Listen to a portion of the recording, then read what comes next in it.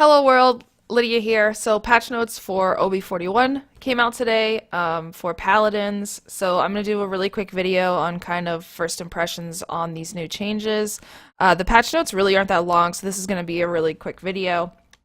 I also haven't actually looked in depth to these, so this is a genuine first impressions of what the changes are. So let's see, kind of the general things, found horse packs and a lot of it. Weekly quests are now available to complete each week. I like that a lot more than the daily kind of win 3 games and get gold, and that's pretty much it. Siege mode teams now gain 300 credits for capturing an objective. That's a pretty big increase. Teams no longer gain credits for defending a payload push. That's a big change too. I feel like a couple months ago, when you're in siege mode, you actually gained a point for defending that could win the game. So if you had like 3 out of 4, if you defended successfully, you would get a point from defending and win, and now they changed it a while ago so that you can't win from a defense is basically. So now this is saying you don't, on top of that, you don't gain credits for defending, which is understandable. Payload mode, your starting credits are increased from 400 to 1,000. Wow, okay. This is probably a bigger incentive for people to play payload mode because siege mode is played more often. Personally, I don't really play payload mode, honestly. They don't play payload mode in pro play, they only use siege mode.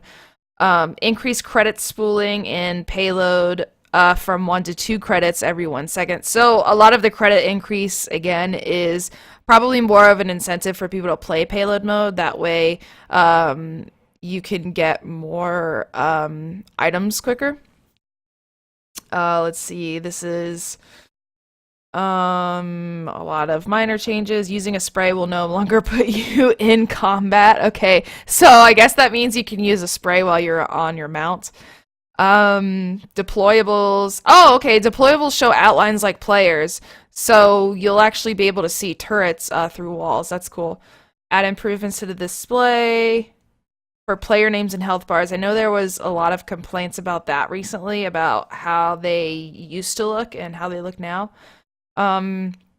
Fix an issue where players were not placed on a mount until respawn by activating an ability. Yeah, I don't like the use of mounts, how they're used right now. Thank you for Apple telling me that you need to update that. Fix an issue. Fixed issues with UI elements, fix an issue with the bundle poses, blah blah blah, crash conditions when spectating in Fernando first person. Okay. Yeah, so the Ying Genie collection got announced at HRX last weekend, so that's obviously being added. I think it's a pretty cool skin.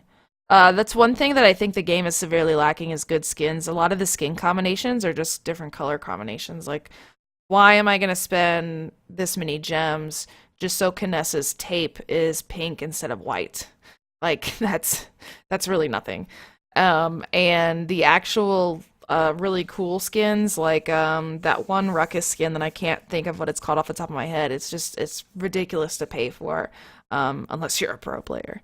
So that's one thing I kind of hope they start implementing a lot more of is more skins, and I think they will. New siege map. This was also introduced at HRX this past weekend. This was announced, and it looks really cool. A lot of people say it looks like, is it a Call of Duty map or a Counter-Strike map? I can't remember. Some people saying it looks a lot like a certain one of those maps. And it looks really cool. I'm really excited to jump in on it. Probably will later today in a custom game and kind of see kind of some good spots to play it on. Performance optimizations to Jaguar Falls and Serpent Beach. I think they announced a while ago that they were making some changes to Jaguar Falls. Literally just adding more Jaguars to it. That's literally it. New queue.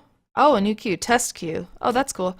The test queue is a place to feature maps that are unfinished, allowing players to give feedback on the maps that are in progress. Okay, the test queue is available for casual queue select. So I wonder if this is on the live server or if it's on the PTS, because you're testing out testing out maps. Interesting.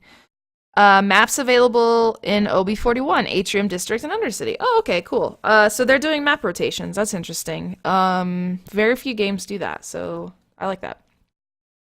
All right, so let's move on to items and the champions balance updates. Cauterize reduction. Reduce the duration of cauterize from 2 to 1.5 seconds. Cauterize of different ranks no longer stack on each other. The strongest reduction will... Okay, that's pretty straightforward. Reducing it from 2 to 1.5 makes it a little bit weaker. But in my opinion, the items just depend on who you're playing against, who you're being put up against. So I personally use Cauterize a lot, but it just depends on who's on my enemy team. All right, let's get into champion changes. Support champions now gain ultimate charge from effective healing done to teammates. Okay, so not only gaining, so you gain charges on your ultimate from doing damage. So now supports will gain percentage on their ultimate charge from healing, which makes sense. Self-healing or healing done to teammates that heal for 0 do not provide an ultimate charge. Okay, so you can't just like spam healing on yourself. Like, for example, using Pip's potion. You can't just spam the heals on yourself just to charge your ultimate. That's good. I'm glad they did that. Barrack has increased health from 2,900 to 3,400. Holy crap. Okay. All right. I don't really know how to feel about that. Fernando fixed the MVP pose. I saw this earlier. His healing totem is changed from 340 to 520 per second. Wow. Okay, that's a lot. So right now is like the Grover meta when it comes to supports, basically. Grover and Maldamba a lot. Maldamba has decent healing. Grover, the thing about Grover is he has decent healing, but he also does an insane amount of damage, so he's more, in my opinion, most of the supports in the game are more like utility players, that they're more for assistant purposes. They're not like 100% for healing, and that goes a lot. That definitely goes to say with Grover, because he can do nasty damage with his axe. So now changing Grok to having such increased healing, Grok players will probably go for more healing builds now that his healing totem does an insane amount of healing. Shawlin's Impaler Arrow fixed an issue with that. Okay. Sky's Wrist Crossbow increased ammo from 15 to 20. Ugh, I hate Sky. I'm just gonna put that in there. Mainly, I hate playing against her, and I'm not very good playing her, so that's pretty much why I hate her. Having her increased ammo amount, and then I can't remember what the card is, but she has a card that increases her ammo amount too. So she'll be able to do a whole lot more damage at once.